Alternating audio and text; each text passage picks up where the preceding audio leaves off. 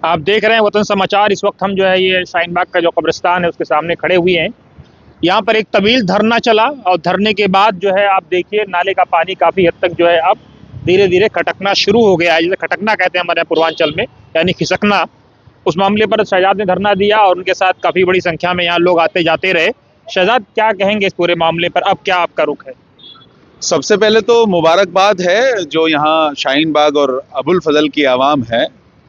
चूँकि जो हमने एक शुरुआत की, हमने जो एक लड़ाई यहाँ पे लड़ी लगातार, हम 21 दिन यहाँ बैठे रहे, तमाम मेरे साथी, मेरे टीम के लोग, और हमने जो यहाँ के विधायक ने जो ये जहन्नुम मुसल्लत कर दी थी शाहीन बाग अबुल फजल वालों के ऊपर, यहाँ की आवाम के ऊपर, अल्हम्दुलिल्लाह उस धरने का और उस संघर्ष लड़ाई का असर आपके सामने है कि आज अल्हम्दुलिल्लाह ये रोड पे जो तालाब बना हुआ था वो धीरे धीरे आप देखिए कि वो नाले की अपनी शक्ल में वापस पहुंच रहा है। बचा कुचा भी पहुंच जाएगा और जल्द ये रोड भी बनेगा इंशाअल्लाह। क्या क्या कहेंगे? एक तरफ आपकी सरकार स्वच्छ भारत का नारा दे रही है, प्रधानमंत्री मोदी स्वयं स्वच्छ भारत का नारा दे रहे हैं, दिल्ली में सरकार भी आपकी है, विधायक यहाँ जरूर आम आदमी पार्टी का है, लेकिन ओखला वालों का क्या कसूर है कि वो जहन्नम में रहे? नहीं, देखिए, मैं तो ये कहूँगा ओखलावासी से कि ये जो आपका भाई है, आपका छोटा, आपका बेटा, जो भी आप कहें, लोग मुझे कुछ भी कहते रहें, तमाम लोग कुछ गाली देते हैं, कुछ भला बुरा कहते हैं, विधायक के चाटुकार वो तमाम बातें करते हैं, मुझे उससे फ़र्क नहीं पड़ता। मैं अपने काम में ईमानदार हूँ और अपना काम करता हूँ और ओखला की आवाम के लिए मैं खड़ा रहता हूँ, लड़ाई लड़ता हूँ, उसी का रिजल्ट ये सामने और लड़ता रहूँगा।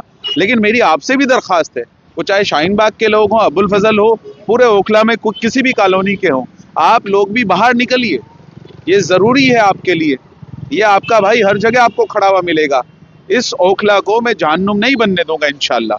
ये विधायक मजबूर हो जाएगा इसी तरह से काम करने के लिए, जिस तरह से आज आपको नजर आ रहा है। शादियों को छोड़ के, इलेक्शन को छोड़ के, आपको देखना 5 के 5 साल जमीन पे नजर आएगा काम करते हुए। ये मेरा आपसे वादा है। लेकिन आप लोगों को भी बाहर निकलना पड़ेगा, मेरा साथ देना पड़ेगा, क्योंकि ये लड़ाई मेरी नहीं है, ये लड़ाई ओखला की है, आपकी है। ये हर उस आदमी की जो ओखला में रहता है, और आज उसी का ये नतीजा है कि 21 दिन ये ऐतिहासिक जो धरना यहाँ हुआ है, इससे पहले कभी नहीं हुआ ओखला के इतिहास में।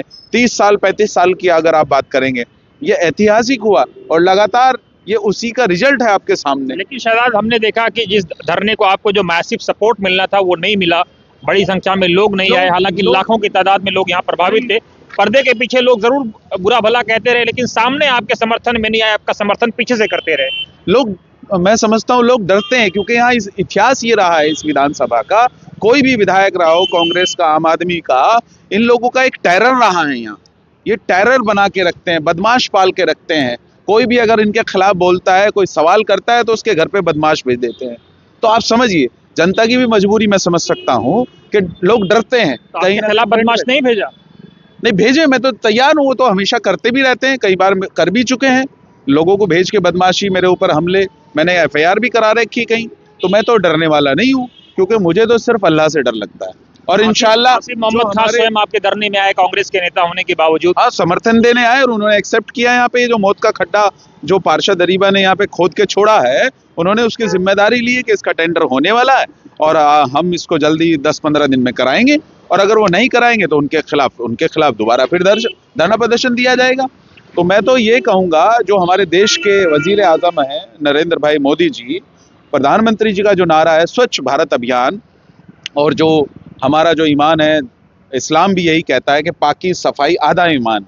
देखिए कितनी गहरी लाइन है, ये समझने की बात है। एक तरफ तो हज, ज़कात, खैरात, नमाज, रोज़ा, ये आधे में है, और आधे में है सफाई, पाकी और सफाई आधा ईमान। कितनी बड़ी बात है ये।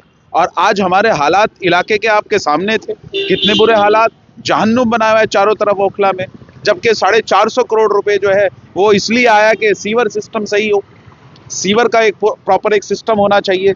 आज मजबूरी है कि ओखला का जो सारा सीवर का जो पानी वो जमुना में जा रहा है। तो ये विधायक जो है, लेकिन ये कल को अगर दिल्ली सरकार ने जमुना में जाने से पानी रोक दिया, फिर क्या होगा ओखला का? डूब जाएगा। जैसे ये यहाँ तालाब बना हुआ था, ऐसे डूब जाएगा। यही तो मैं कह रहा हूँ, जब 450 करोड़ रुपए आया है और उसके बाद इन 10-11 सालों में 100 करोड़ रुपए और आया ऑन रिकॉर्ड, उसके बाद भी विधायक यहाँ के क्यों नहीं बना पाए sewer system proper? Sewer system fail होने का ही तो कारण है ये। अगर सीवर सिस्टम कामयाब होता तो आज ओखला में ये चारों तरफ तालाब और जो बाढ़ सी आ जाती है, बरसात में बाढ़ आ जाती है, नहीं आएगी। और आज सारा पानी जमुना में जा रहा है, यानी जमुना को भी दूषित किया जा रहा है। ये विधायक अमानतुल्लाह खान जानबूझ के ऐसा कर रहा है, जमुना को भी ये दूषित। अरविंद केजरीवाल का जो चहेता विधायक है अमानतुल्लाह खान, ये इसकी प्लानिंग है कि जमुना को दूषित किया जाए।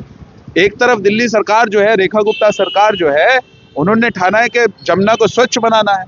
प्रधानमंत्री जी कह रहे हैं भारत को स्वच्छ बनाना है, स्वच्छ भारत अभियान।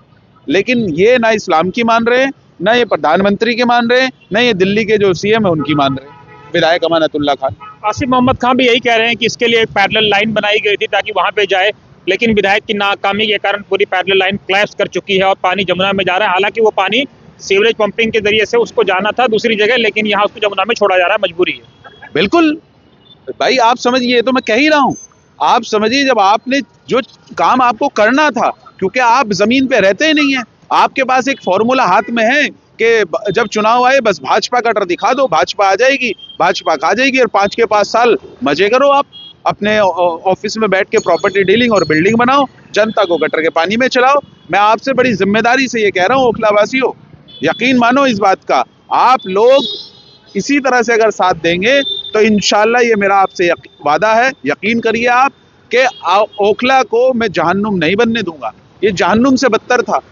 एक तरफ हम पाकी सफाई की बात करते हैं और ये गटर के पानी में हम लोग चल रहे थे। एक आखिरी सवाल, इस पानी को जमुना में जाने से रोकने और पैरेलल लाइन में डालने का क्या फार्मूला आपके पास है, क्या प्लान है, आगे क्या करेंगे? भाई देखिए, जो विधायक होता है, विधायक को जो निधि आती है, जो पैसा आता है, पूरी तरह से इलाके में काम करने के लिए आता है। अब आप समझिए 10 साल में जो फंड उनके पास आया, उससे पहले जो सीवर सिस्टम के लिए 450 करोड़ रुपए कांग्रेस के टाइम में जो आया, अगर यहाँ का सीवर सिस्टम प्रॉपर तरीके से काम किया होता, इन लोगों ने ईमानदारी से काम किया होता, तो आज ये हालात होते ही नहीं है। मैं फिर कह रहा हूँ कि आपका नुमाइंदे का फेलियर है। देखिए, जो काउंसलर होता है उसका काम होता है कॉरपोरेशन यानी एमसीडी की नुमाइंदगी करना, जितना भी उसके रिलेटेड काम होता है। जो विधायक होता है वो दिल्ली सरकार की नुमाइंदगी करता है, चाहे वो एमसीडी हो, डीडीए हो, चाहे वो फ्लड एरिगेशन हो, कोई भी डिपार्टमेंट हो। तो ये सारा काम विधायक का होता है। विधायक को इसीलिए चुना जाता है कि इन सारे डिपार्टमेंट के साथ मिलकर कोऑर्डिनेशन बनाकर इनके अधिकारियों के साथ और अपने इलाके में काम करे। दिल्ली सरकार आपको फंड दे रही है, और अफसोस की बात यह है कि 11 साल आपकी सरकार रही है, अरविंद केजरीवाल की सरकार रही है, आप यहाँ विधायक रहे हैं, तीसरी बार से आप विधायक है।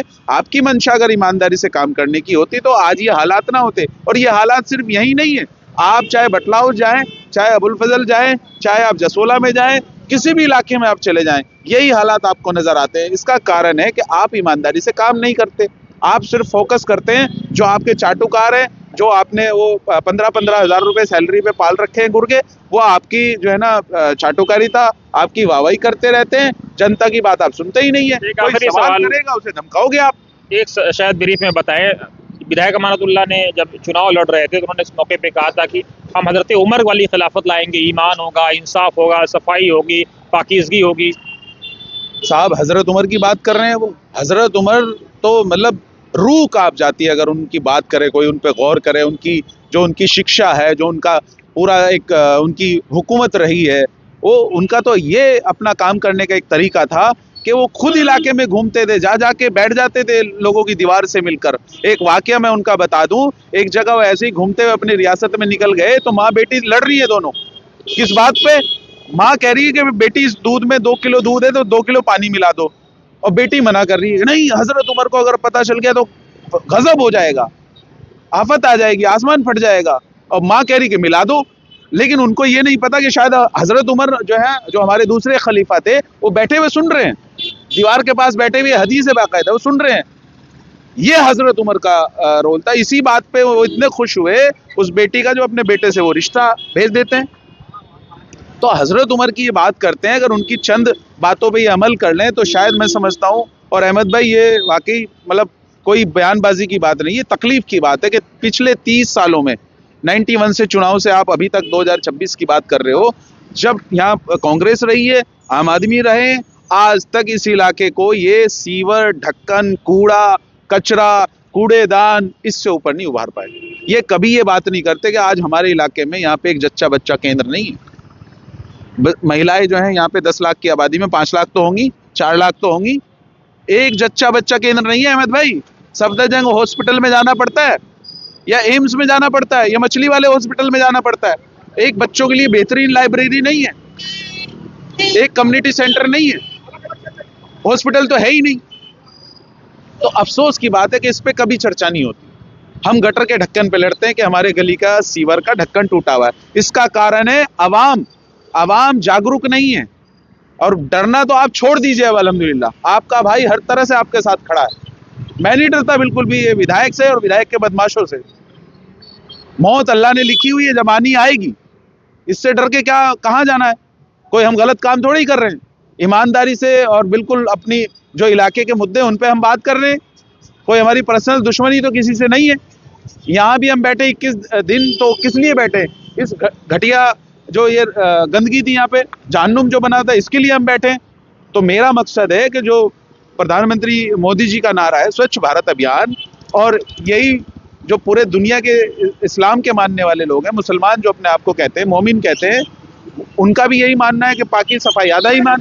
तो कम से कम अल्लाह के वास्ते आप जमातों में जाते हो, विधायक अमानतुल्लाह खान, सबसे पहले वहाँ यही सिखाया जाता है। तो ना तो आप इस्लाम पे अमल कर रहे हो, ना प्रधानमंत्री की बात मान रहे हो, ना दिल्ली के जो मुख्यमंत्री उनकी बात मान रहे हो। बड़े अफसोस की बात है। लेकिन मैं आपसे जिम्मेदारी से कह रहा हूं कि आप जागरूक होइए। ओखला वासियों, आपको कहीं भी कोई समस्या है, ये आपका भाई, आपका सेवक आपके साथ खड़ा है मजबूती से। बस आप साथ आ जाइए, काम देखिए ऐसे ही होगा जैसे ये हुआ है। रिजल्ट आपके सामने है, इसमें कोई जादूगरी नहीं करी है। और कोर्ट का भी अभी फैसला 27 तारीख को इंशाल्लाह उससे पहले पहले डायरेक्शन दी कि रोड भी बनाना है। अब देखना, इस रोड पे बड़े बड़े होर्डिंग लगाएंगे विधायक जी क्रेडिट लेने के लिए, ये मैं बनवा रहा हूँ, और वैसे कहेंगे ये यूपी इरिगेशन का है। ये समझिए इस घटिया राजनीति को।